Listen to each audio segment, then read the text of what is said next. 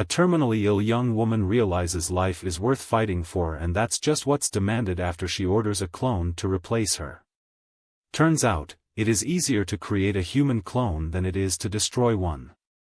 Or so goes writer-director Riley Stern's morbidly satirical, grimly absurd parallel version of the world as we know it.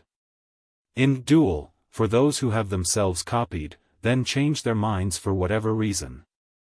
Just one course of action exists: the original and his or her clone must face off in a televised death match.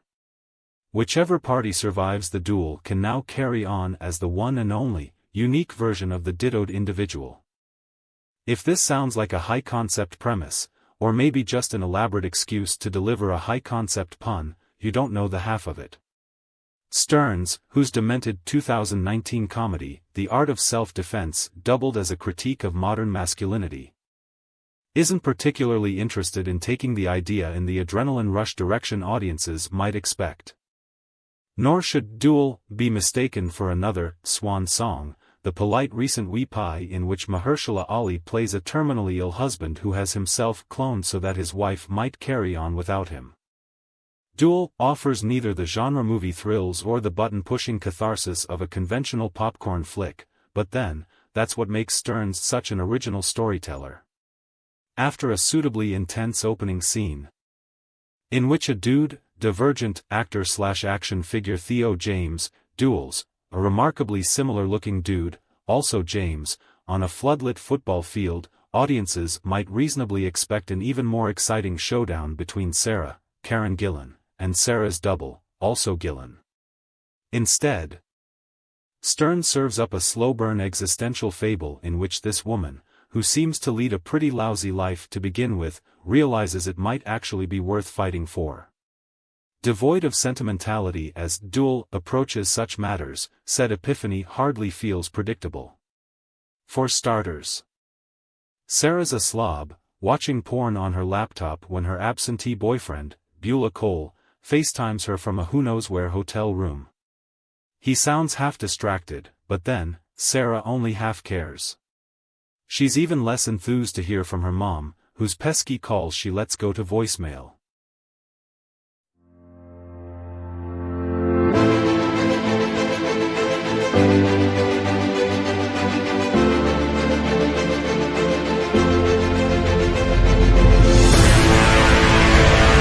And then Sarah wakes up one morning with her sheets soaked in blood. She goes to the hospital and learns that she has an incurable stomach disease. The doctor drops this 2-ton anvil of bad news on Sarah in an ambivalent tone, explaining that she has a 0% chance of recovery. Sarah absorbs her diagnosis with a poker face, which might seem odd until one realizes that Stern's style for nearly all the performances, flat, almost robotically numb, artificially stilted in the director's austere, stripped-down version of reality. It's like an episode of Black Mirror as Robert Bresson might have imagined it. Because Sarah's not a completely horrible person, more like an average amount of horrible, she decides to go the replacement route. Per Stern's science-fictional premise, she opts to have a clone made so that her mother and partner won't be so hard hit by her death. Replacement is a relatively easy outpatient procedure, albeit a ludicrously expensive one. Conveniently enough, her clone will assume the debt once she's gone. But something glitches behind the scenes, and dull-eyed Sarah's double comes out with bright blue peepers and an independent streak. She doesn't seem particularly inclined to step into Sarah's shoes. The way the process is intended to work. Sarah is supposed to spend her remaining time alive, imprinting, on her clone, a period during which this made-to-order duplicate can learn how to become, or at least mimic, the person she's replacing. But Sarah's double isn't a double so much as a new and improved version of her original. She's Sarah minus the love handles and hate the world attitude. She asks questions about Sarah's favorite clothes, cuisine, sexual position and so on, but doesn't hesitate to override those choices. She is, somewhat inconveniently, her own woman. And then, the next point is a spoiler, without which the duel wouldn't be necessary. Sarah gets the news that her disease has gone into remission. She won't be dying. Which means this double who has so brazenly stolen her boyfriend and invaded her life, won't be necessary.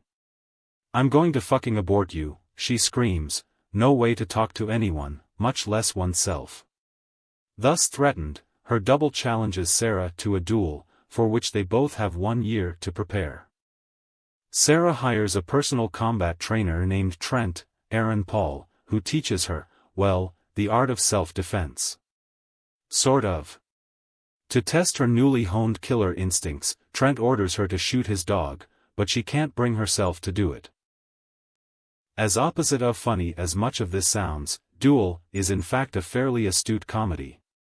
The laughs come not from jokes so much as sharp jabs of truth, wince-inducing insights into the subjects most movies won't touch, like our fear of death, intimacy, and being forgotten. For a stretch. Sarah and her clone seem to realize they actually have quite a bit in common, which makes sense.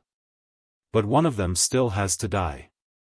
And Stearns keeps the surprises coming, as Duel skillfully operates on, at least, 2 levels. There's the superficial thriller plot, which points toward a knockdown, drag-out finale, and there's the more identity-centric subtext, which delivers a different kind of punch entirely.